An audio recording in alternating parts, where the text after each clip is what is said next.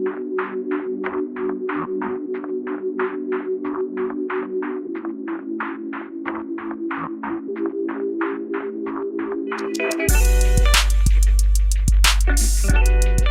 everyone, my name is John Book. I'm Executive Vice President at Léger.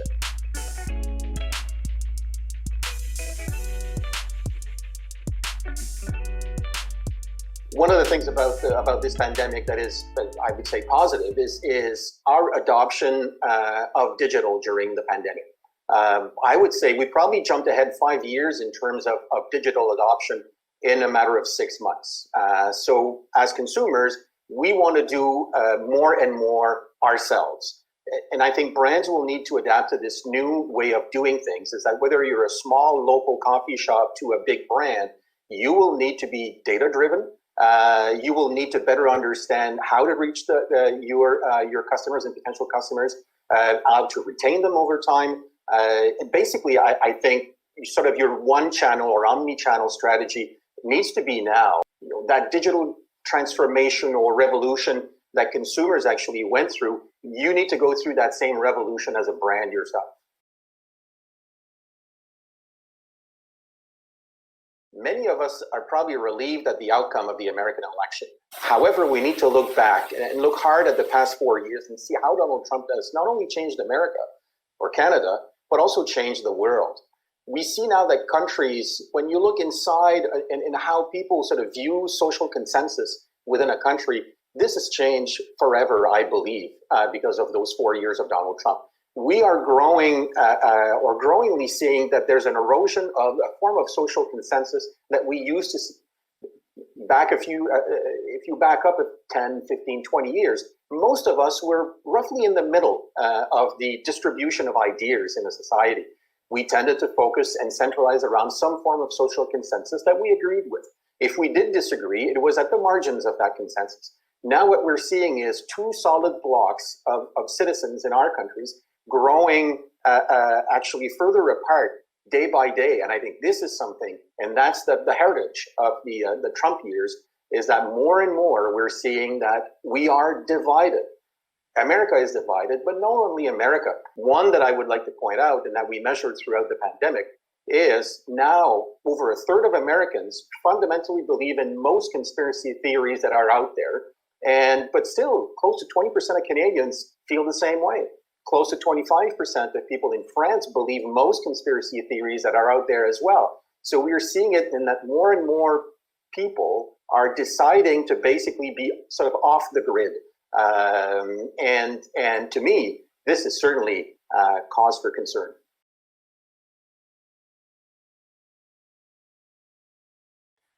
Well, another heritage of the Trump era is that everything is political now. So as a brand, you have sort of no choice to participate in that discussion.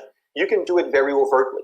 We saw a lot of brands over the past few years, and certainly during the pandemic, and mostly the Black Lives Matter movement, actually take a stand on that issue, both internally with their own staff, but also externally to the public. I think that's a great way of doing it. But it's not the only way that you can get involved in that sort of political conversation.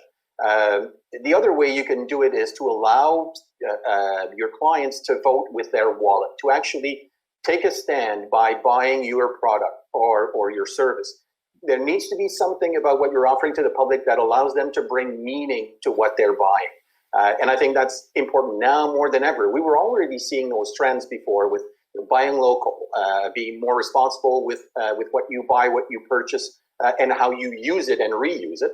And I think those trends were basically just accelerated because of the pandemic. Because again, that search for meaning, for something that's meaningful in our lives, is ever more important today in this time of crisis. So I think that's this second way of allowing people to make a political or take a stand by buying your product or not is something that will become extremely powerful and useful for brands. Right now, when we measure it, we've measured it every week since the start of the pandemic. 36% of Canadians say that their state of mental health is excellent or very good. And that's not very good. If we compare that to pre-pandemic times, we were at about 58% on average in terms of Canadians saying that their mental health is excellent or very good. So there's been quite a dramatic drop during this period of crisis that we're going through.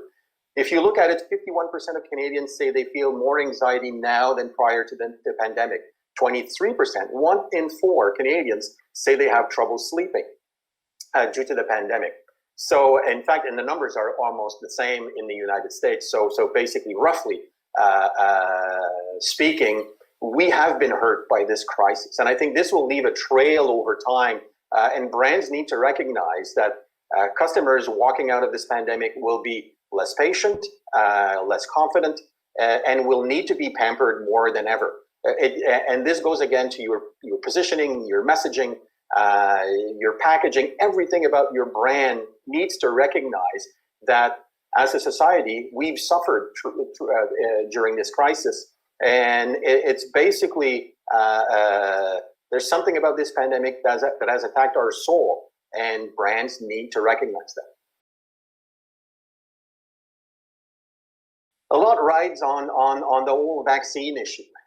Certainly, we're looking at 2021 to be a year of some form of reconciliation.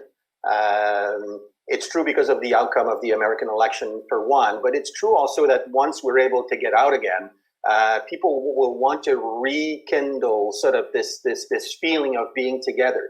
So I think 2021 should be a positive year, even though the economy is still struggling. There's been a loss of jobs. There's been sort of a loss in terms of our capacity to invest in our workforce. However, I do think that once we get this started, there'll be sort of quite a bounce back, much that we saw in 2010, 2011, after the 2008-2009 crisis. So I think that the bounce back I expect in 21, 2022 will, however, be different. It's not like we'll all start traveling worldwide again.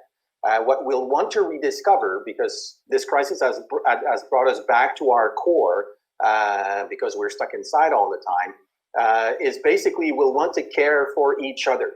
I do believe that we're heading into an era of small is beautiful. What about my neighborhood? What about my street? So I think people will first look close to them at what they can do, and look less potentially at the big picture, but they'll look at making the little picture be better.